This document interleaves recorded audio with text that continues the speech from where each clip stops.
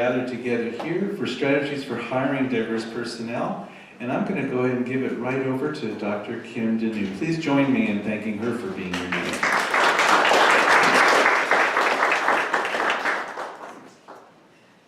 I love Richard. Richard is like, he's just got the biggest heart on campus. So again, thank you. Thank you for being here. Okay, so to maximize our time, let's jump right on in.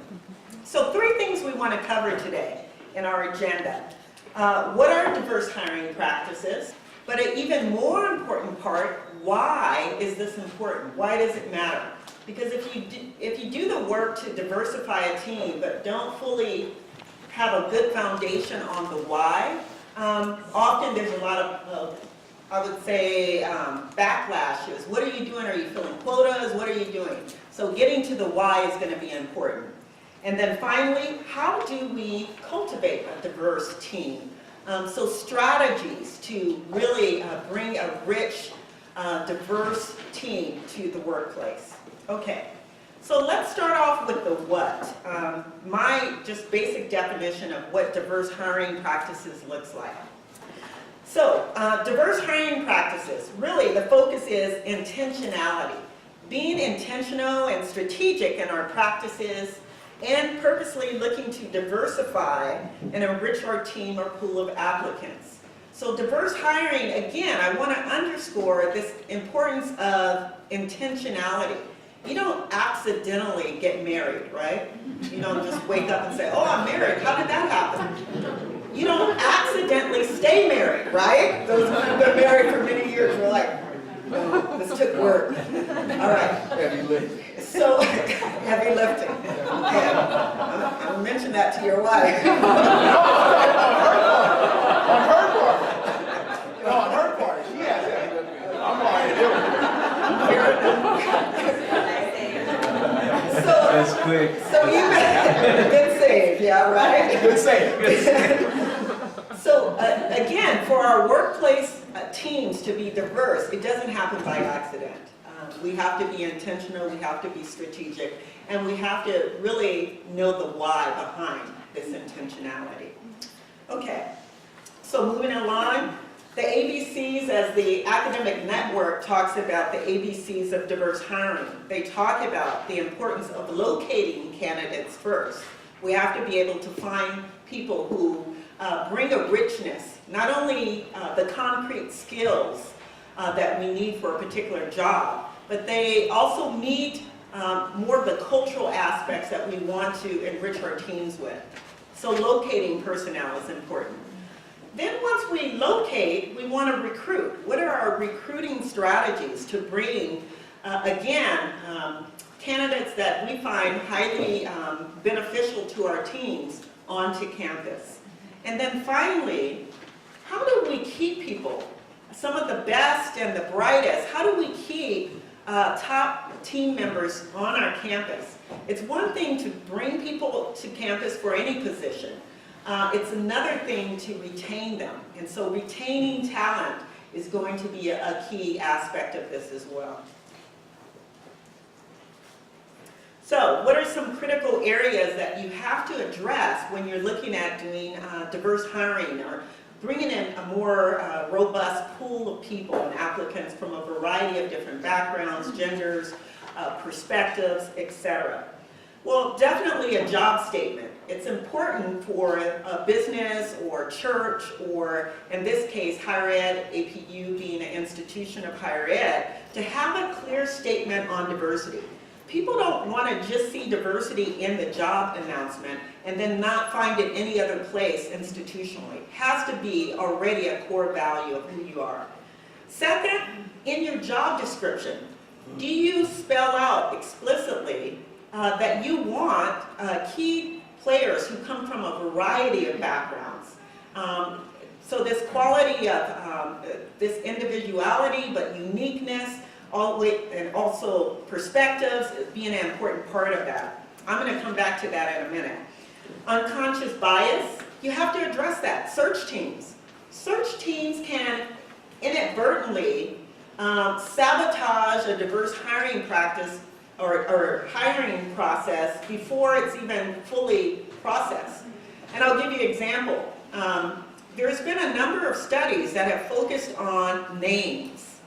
And they found that inadvertently, there's an unconscious bias towards unique names or difficult to pronounce names, names that we're not familiar with. So, for example, I have a cousin, I'm just going to pick on my family for a second. I have a cousin named Shaniqua, okay? Well, Shaniqua may be a common name in the African American community, but for others, maybe she's hiring for a position in a top business position. It's not uncommon to find search committees who might even make fun of a name, like, what is this? Or to dismiss the applicant altogether. I can't even pronounce the name, let's move on to the next candidate. So being conscious of that before you get started, that's important. Other things like recruitment target, techniques, what techniques are we going to use, which places, venues are we going to, again, diversify our search, not just looking at the generic or general places to search for candidates, marketing, publications, all of these factors. And then funding. How often have we heard from departments or offices, oh, we would love to hire more people. In fact, we need more employees in this office, but we don't have the funding. So that becomes a criteria, again, not to be able to diversify the team. And then campus enrichment surveys, wanting to make sure that you capitalize on what are the needs of the community. What are we hearing from our constituents, including students, as well as faculty, staff members, and administration? And this year alone, we've heard some feedback from the climate study that our students are saying, we want to see faculty and staff mirror more of who we are in terms of our diversification. So that is a need that we already know is present here at APU. Right on. So let's get to the why. Why does this matter? Why is this important? If you have questions or get pushback from others who say, you know, is this a affirmative action thing, or are you just trying to fill quotas? Someone recently asked me following a campus climate presentation, straight out, well, Kim, how many people of color do you want us to have? Just how many? That was a flat-out question, and I gave a flat-out answer. So, love to hear it. So, that aside, let me dig into the real reasons of why. We have research on this. Scientists have talked about this idea of neuroplasticity. Neuroplasticity is this idea when you're around heterogeneous populations, when you're around people who are different than you, who think differently, look differently, have different life experiences, we challenge each other to see things from a different angle and perspective. We can be myopic as long as we tend to be around people who vote like us, who look like us, who have the same social class as us. But the moment we're in a room with people who have different ways of seeing the world, who live and breathe and experience things on from different angles, it challenges us. And they talk about the brain synapses and the connections that fire up in our brain when we're around people who challenge us to see things from a different way. In fact, they say it makes us smarter. That the research talks about students who have the opportunity to learn in diverse communities actually are greater thinkers, more complex thinkers. Because you can't give shallow, superficial responses to things. You have to dig deeper. And so it makes us collectively better to be around each other. Imagine that God already knew that. And he said, you know, I'm going to make people, and they're going to look different, and this is going to be a good thing. He could have made us all look the same, act the same, etc. But he wanted some variety, and that is a good thing. It makes us stronger. So, research, in fact, AACNU, when they polled employers around the world, they asked them, what are the top things you want in a recent college graduate in terms of an employee? And they said, we want people who can be around others who are different than them. We want people who can thrive in a pluralistic society. Pluralistic environment, meaning that the people may be Muslim, they may be African, they may be a woman, they may be gay, they may be this, that, whatever, but you're able to hold your own and appreciate who you are, but also respect and appreciate who they are.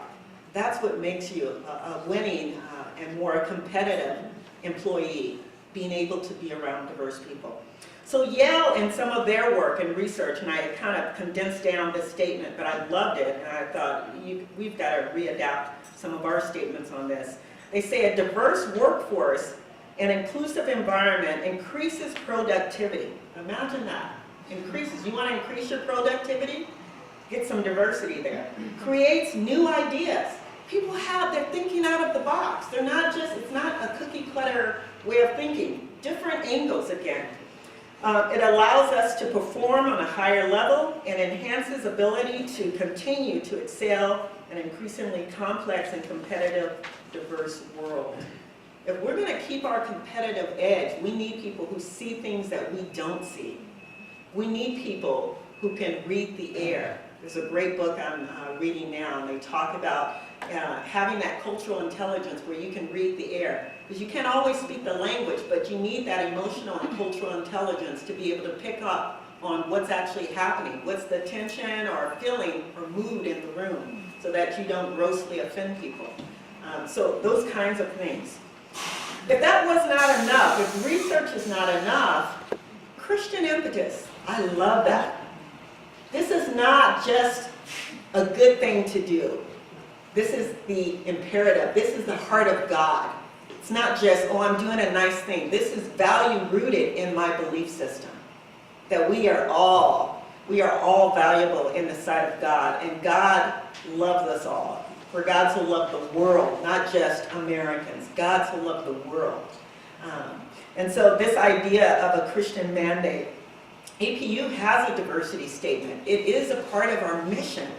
And so taking back the roots of what our mission says and infusing that into the job description. There's lots of language, even in our identity statement, that you can take directly from our What We Believe booklet, put it right into your job description. So you don't even have to think of a lot of words, but right there. Our ongoing commitment to make things better and better. So I have to admit, it's been an interesting week. We had, as you may have noticed, an email about a time to process post-election. Mainly because there were a lot of things that were happening that weren't Christ-like on campus. And in fact, we continue to get stuff. But comments, people chanting after students who may be Latino, build the wall, or back to Africa, get back to Africa.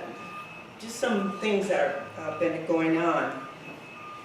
I received an email, someone saying, just different emails, I got quite a few, but one that says, let's make America great again, and I responded, yeah, let's make America great again for everybody, for everyone, because again, God so loved the world, all of us. And so what does that look like for a Christian community? We do know from our campus climate study that students are experiencing things differently, depending on, again, their backgrounds, where they're at, social class, a variety of things. And so we have an ongoing commitment. It's got to be great for all of us, not just some of us, all of us. And how do we do that? I think it's a Christian imperative. I cannot call myself a Christian if I'm going to dwell in a space that is not supportive or inclusive of my brothers and sisters. And so what does that look like? Ongoing, value added. Sustainability. The numbers tell us statistically we will not be in business if we do not adapt to a diverse learning community.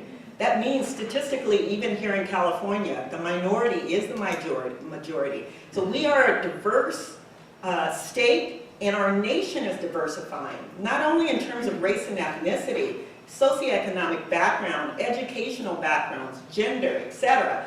So as we pay attention to the needs of the growingly diverse community, we have to say, if I'm not motivated by research, if I'm not motivated by a Christian mandate, if I want to be in business, I better be able to speak to the needs of all my constituents, or all of potential students who might be coming to this community. Otherwise, I won't have a program or a university. Okay. Shirley Hoekstra, our CCCU president, actually says, it's a matter of faith, excellence, but institutional survival. If we don't pay attention to the changing of the tides, we will not exist. All right, moving quickly, just some final things before Richard comes up. Some of the challenges, I thought it was important for us to acknowledge what are the challenges as we look at diversifying our teams. Well, just real quick, look at this list. Assumptions, we talked about some of that. Implicit bias comes up on search committees. Pre-identified internal candidates, that's real too. Internal politics that scare candidates away. We actually get them here on campus, but then they see some of this internal fighting and they're like, I'm not going there. Misperceptions about diverse hiring. Again, is it about a quota thing? Do you want so many X number of blacks, X number of Latinos, X number of this, that, etc. This idea of salaries, okay? If, for example, in my field, social work, sociology, maybe there's just a dearth of male applicants. You primarily in nursing and in social work, it is heavily dominated by women faculty. And so how do you intentionally pursue men who might be also interested in a faculty position? Well, they know that they're in demand because the numbers, it becomes a number game. And so if they realize, okay, I can apply here at APU, but the salary is this, or I can actually apply at UCLA and my salary will be this. So competitive salaries really does play a part when we're trying to be intentional about diversifying our population. So that's a real thing. But we'll talk about some funding resources that could actually help with that through government grants, etc. Location factors. Now, I'm sorry, but as an African-American woman, if I see somebody saying, hey, we have a great position in Montana, I'm sorry, Montana, California. I think California is an easy sell. If we want to use that to our advantage, of course there are some, there's the downside of housing. That's very real. But weather-wise, I just got back from DC last night. Weather-wise, I'm like, thank God. Let's sell it. Use our location to our advantage. Lack of openings, of course, when it comes to faculty positions, extended contracts, term tenure. Those positions don't turn over as quickly as, say, sometimes a staff position can. So we realize there are some real factors that we have to work within those parameters. Lack of knowledge about the benefits of diverse teams, and then, quite honestly, flat-out resistance to change. There was a great book years ago called Who Moved the Cheese? Who Moved My Cheese? And the idea of if we get stuck in this idea where we resist change, we get left out in the cold. So again, it behooves us to pay attention to the times and to adapt for the good of everyone. Okay, Richard's going to come at this time and take us further into more of the strategies behind how do you diversify your applicant pool or your teams. So, where the proverbial rubber meets the road, you're probably asking yourself, so what do we do? How can we diversify our applicant pool and reflect the Lord's kingdom even more so at Azusa Pacific University? And so I'm going to give you a mental model right now that I've used in my walk as a leader, administrator. And I was very much influenced by the work of Thomas Sergiovanni. Thomas Sergiovanni wrote extensively on leadership in the 70s and 80s. And one of his frames has become very popular that we kind of toss around, but I don't think very many people know that it originated with Thomas Sergiovanni. The head, the hand, and the heart of leadership. So when we think about our mental model on diversifying our applicant pool, when we think about diversifying our environment, I offer the head, the hand, and the heart as frames for our walk, as well as frames for who do we want to be nurturing this environment with us here at APU. And so the head is what is the content knowledge that people are bringing to the interview, bringing to Azusa Pacific. The hand is what have they done? What are the experiences they're going to offer? And how are they going to communicate those experiences in the process of the interview as we are selecting the final applicant? And the heart. The heart would be, what's the passion they are bringing? Based on the head work, based on their experience, the hand. But what passions do they have about diversity? How passionate are they about inclusion, equity, fairness, our love of the Lord? It all works together. So we're going to offer the next few slides, and I give you those frames because often we are asked, and Kim mentioned this earlier, sometimes when we talk about diversity-sensitive hiring, folks are saying, well, are you talking about quotas? Like somebody asked Kim, well, what are the numbers you're looking for? But it's beyond that. We want our applicants to have a full knowledge, experiential base, and heart for each other, for their students, for colleagues, etc. So we are a service to you. So as you're getting ready for your interview process, seek us out. We are that proverbial open door, so you can talk to the diversity officer. Kim has her door open.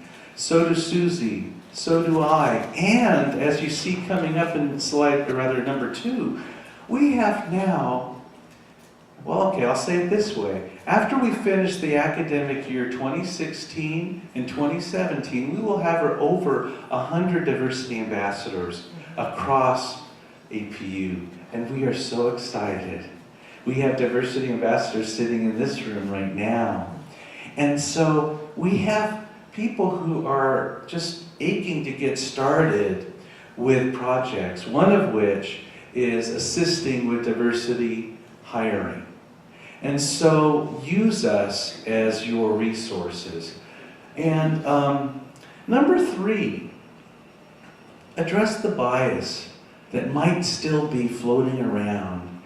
And a suggestion, as you gather together your search committee, you may decide, avail yourself of our diversity ambassadors, and there's probably a diversity ambassador in your midst. If there isn't, we can find diversity ambassadors that can assist with search committees. And a suggestion, when you meet with your interview panel, go over parts of this handout or the PowerPoint and talk to the interview panel about what are we looking for? Do we have any internal biases just in our own little circle here? And let's talk about what are we looking for and what is our vision for Azusa Pacific. So you can use the resources we're providing today to assist you with addressing implicit bias within your search committee and have that conversation.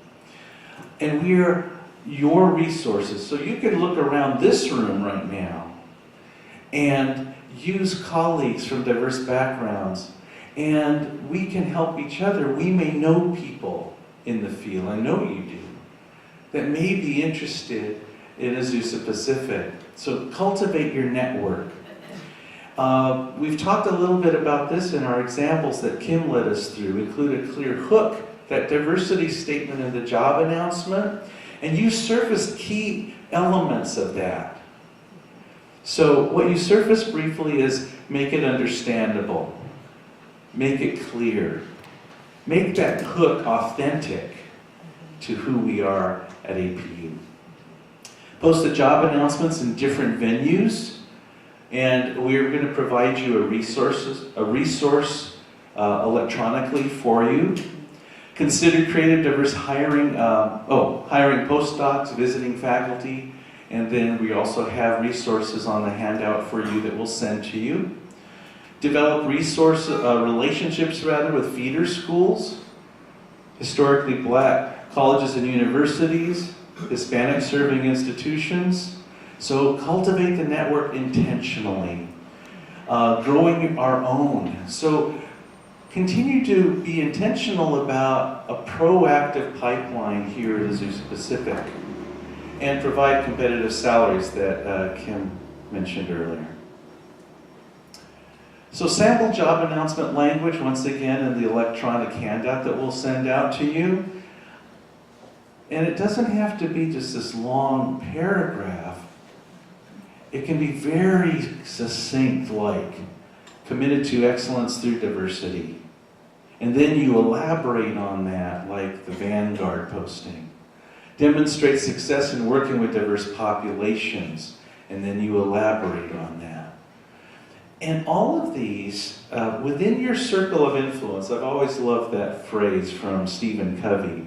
Within your circle of influence and in your areas for hiring, customize your words to fit your particular area. Because that then, as Kim said when she was reading Vanguard's announcement, she said, I want to be part of that, or at least seriously consider being part of that network, being part of that university.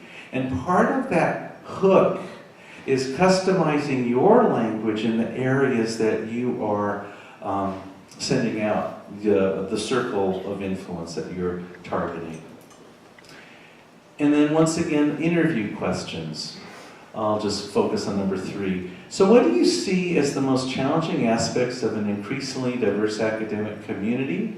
And what steps have you taken or plan to take to meet such challenges? The head, the hand, and the heart. So as a preview for the interview panel, as the lead, if you're the lead of the interview, I would say that you sit down with your committee and you say, what are we going to be looking for in these questions as well as the other questions that you're going to have for the interview? That pre-learning and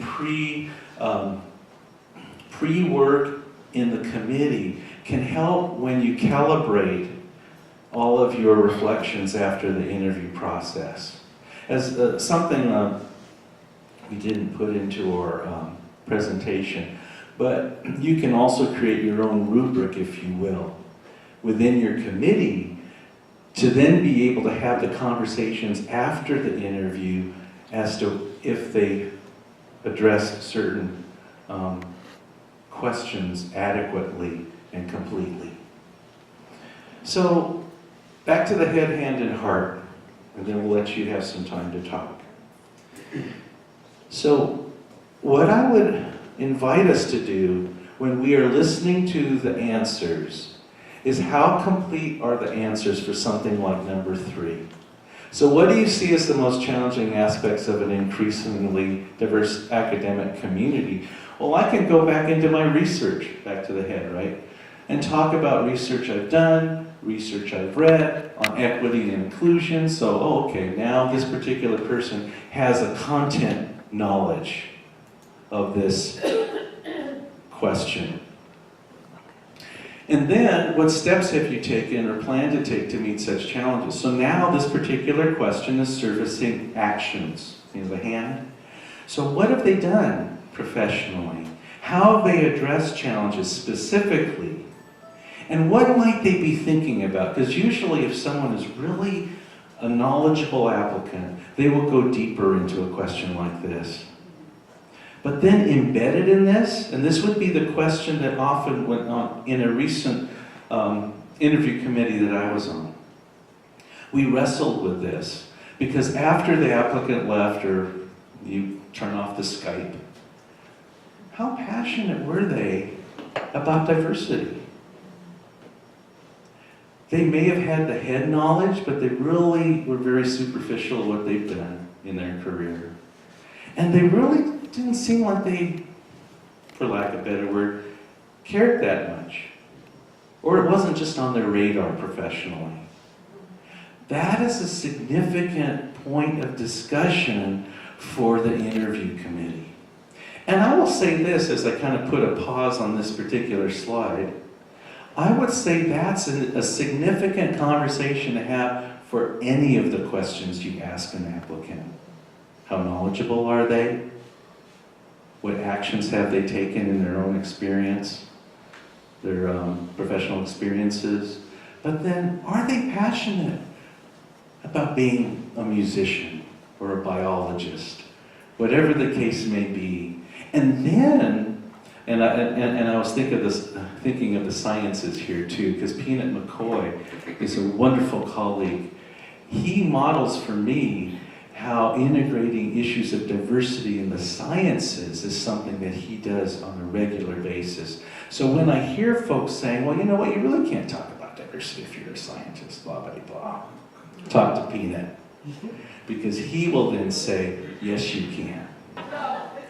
So this actually, I think, is a good transition for our Q&A portion of this session with you, because now very poignant questions are being asked. And so, and I'll just lead it off, is that when we are in interview committees and we are in the selection process, you may run into situations in which you have, and I'll just make it two men, you may have a Latino male, you may have a Caucasian male. And they may have gone through the whole process with flying colors.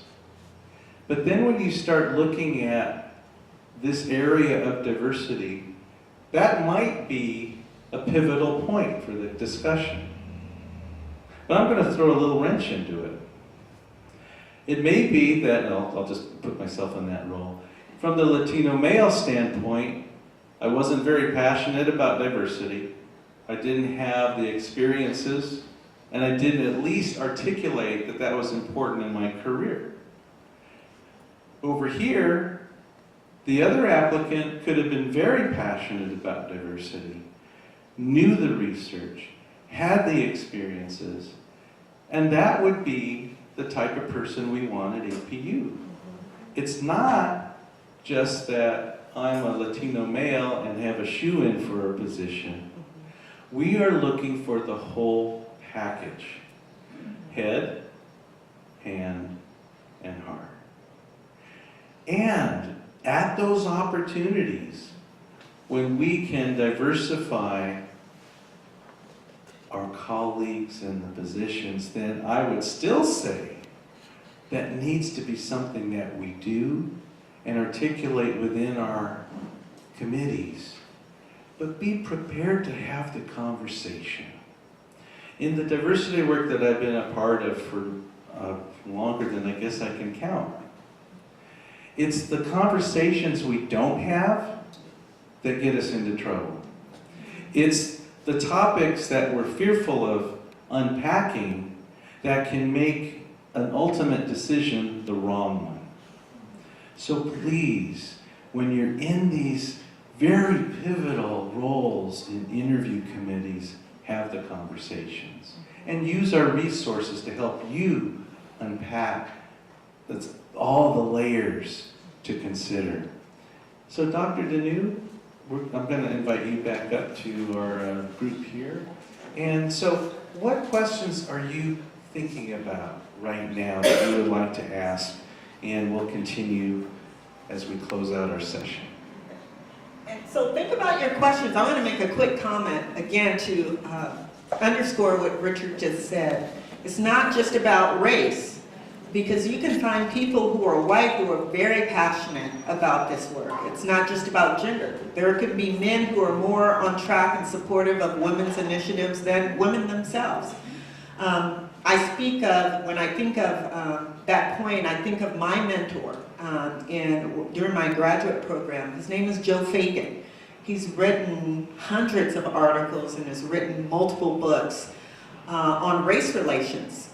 He's a white male who regularly gets death threats because of his support of women and people of color. And in fact, if I hadn't met him during my doctoral program, I would have thought he was an African-American male writing on these issues, just based on his work and his books. So it's not just a race thing. Again, he embraced me after the first week of my attendance at my doctoral program. One of the program coordinators looked at me squarely in the hall and said, "People like you don't normally make it here."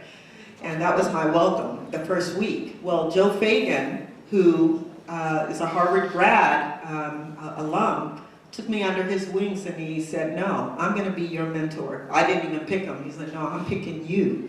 And it was a great time, because this man, who actually in his early years was a committed Christian, but had just this horrible experience with his take of how Christians treated others, and particularly those who were marginalized. He said he couldn't grapple, couldn't reconcile Bible and faith with what he saw with other Christians. And so I would regularly try to insert my little witness there, but he's like, "I don't see it, Kim. I just can't see how people can justify this." But anyway, Richard. But our president has recently said we need to, as a leader, talking about the President's Council, we need to be preparing those who will take our jobs. And so there is a commitment at the top, starting with our Board of Trustees, who asked our president, "Who's ready to step into your position should you decide tomorrow you want to retire," or whatever. And so the president, after his second bout of cancer, came back and was very much committed to, we need to have these conversations now. So there is ongoing conversation right now with people within our span of care. As I'm talking with my team, I know Vicki, Bob, you guys are talking to your team, as we're thinking and preparing those who will take over our jobs. So that is something that's taking place. I don't know if you want to add.